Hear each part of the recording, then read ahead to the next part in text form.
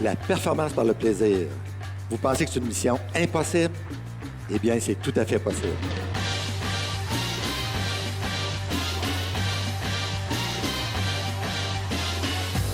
On pense que la liberté d'expression nous permet de dire n'importe quoi. Erreur.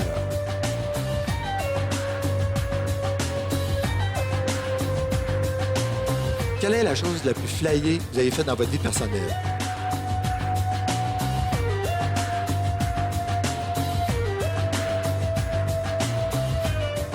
Qu'est-ce qu'on va faire tout à l'heure pour être capable de recruter du monde dans nos organisations?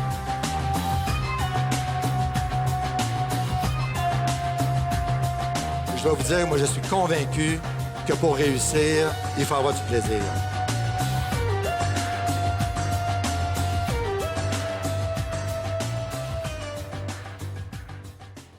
Donc, ce matin, dans 1h30, je vais essayer de vous démontrer que d'introduire le plaisir dans une organisation peut être un facteur de succès. On est capable d'augmenter, mais alors là, vraiment de façon significative, la performance dans des organisations publiques, parapubliques, et les profits dans les sociétés, dans les entreprises. Pourquoi? Parce que tout simplement, que des gens heureux produisent plus et mieux.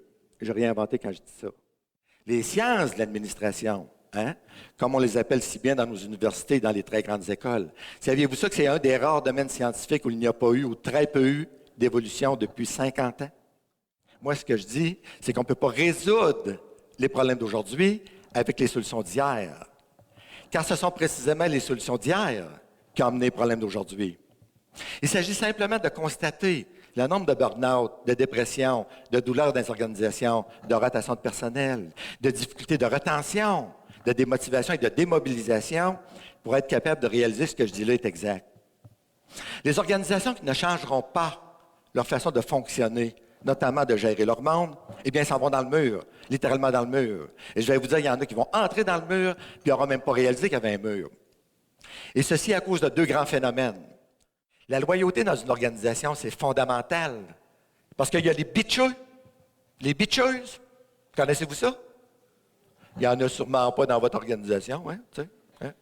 Les spécialistes du non-verbal et du sous-entendu, qui font de leurs suppositions des vérités et qui plantent leurs collègues ou leurs patrons sur le sceau de la confidentialité.